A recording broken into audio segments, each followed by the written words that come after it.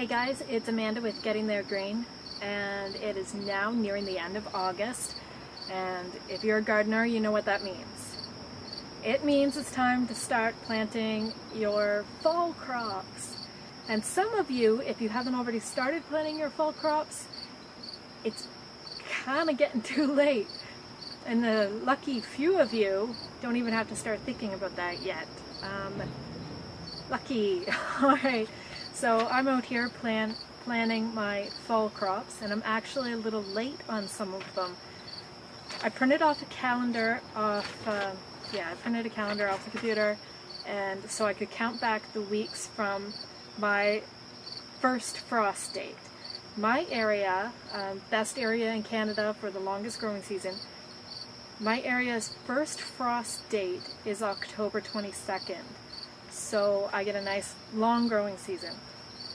So what I've done is I've taken a calendar and I've counted back the weeks so I can figure out when I plant what. Now a lot of seed packets only tell you when to plant things in the spring.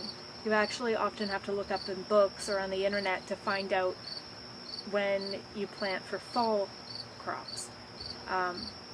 I use Mel Bartholomew's All New Square Foot Gardening book. That's where I get my dates for when to plant what for continuous crops, spring, fall, middle of the summer, whatever. I use that as my guideline. So I've counted back, and right now it's August. Right now it's time to plant beets and lettuce and spinach and your leafy stuff. I'm just a little past the time to plant peas, and actually right now it's the time to plant broccoli, cabbage, and cauliflower from transplants. It's too late to plant from seed now. I'm probably going to try it anyway because that's how I roll. I just plant whenever I feel like planting, wherever I feel like. But I do, know the rules. I just don't follow them. So today I've brought outside seeds. These are seeds that the sweet Katie from BC Garden 2010 sent us last year to plant in the fall, and I kept the seeds. What I didn't plant, I planted them all, but then I kept a few from each kind to plant this year. So I don't know how much is left in here because I actually dropped this last year and lost a bunch of them, but this was Brussels sprouts. I'm going to give that a try. And kale. And I don't know, can you see behind me here? This is kale. This is what I planted last year when she gave me this, and it just grew all winter, all spring, all summer, and it's still good. I still eat off it. So kale is awesome. I still have lots of the seeds that she gave me last year, and I also went out and bought seeds, but I'm just going to plant these ones right now that Katie gave me, because, they have special meaning. Alright, beets. I'm going to plant beets because I love beets, and Randy loves beets too. Fresh beets, pickled beets, oh yum. They never get to the pickling stage with us because we just love them and eat them. Carrots, again, I'm a little late, but I'm going to plant those anyway. I brought butter crunch lettuce, spinach, and maybe I'll throw some broccoli seeds in the ground even though I know it's too late to plant them. I am in a greenhouse. Maybe that'll help. Oh, did I say peas? Peas too. Yes, I love peas, and I didn't grow nearly enough of them at the beginning of the year. So I'm going to try again.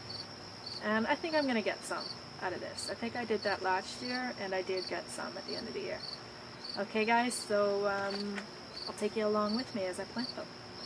Okay, so right here I have 3 squares, almost 4 squares that have nothing in them. Actually, I guess I have a couple more over here too. So I've just taken some compost out of my compost bin and I mixed it in with the soil that's already here.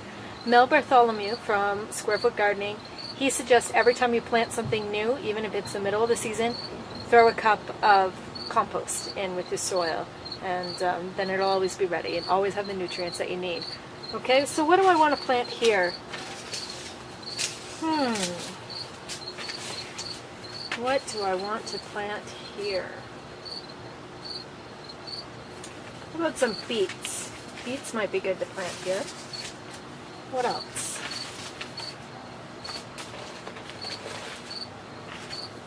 Maybe Brussels sprouts right here.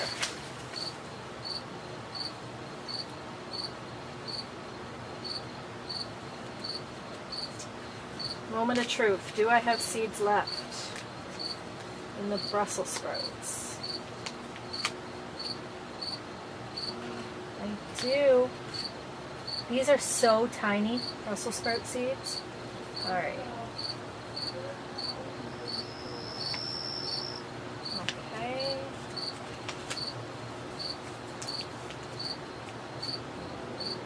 Bury those. Make sure you give everything a good water after you plant the seeds, just like you would in the springtime. 3 inches apart, I believe beets go, so that's pretty close. Pretty close together. Only about an inch deep, not even. Now I'm using Detroit Red Supreme beets.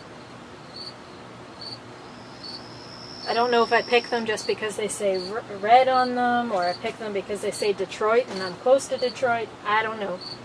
But I always think that this is the kind I want, so. Alrighty. And these are seeds here that I bought from Vessi Seeds. But I also have some that I bought from West Coast Seeds. If you want to know when your first and last frost dates are, I'm going to put a link down below for you. At the Vessi Seeds website, that's where I always look, and it's great. It's got both Canada and the US there for every state, every province, and major urban centers within each. So just pick the place closest to you. Alright, let's move on to another area. Over here, I planted earlier in the year some seeds that a friend of mine brought back for me from Russia. She was over there for a few weeks. None of the seeds took, so I just weeded this bed, and now I added some compost, and now I'll try planting some fall crops in here. I might plant a broccoli in here, and let's see, some kale and spinach. That's what I think I'll plant in here. Alright, that leaves me with finding places for some lettuce and some peas. But I think I'm going to let you guys go now, and you guys better get started on your fall crops, okay guys? Talk to you later. Holy cow. Look at the size of that praying mantis. Holy cow. Wow. Woo-wee.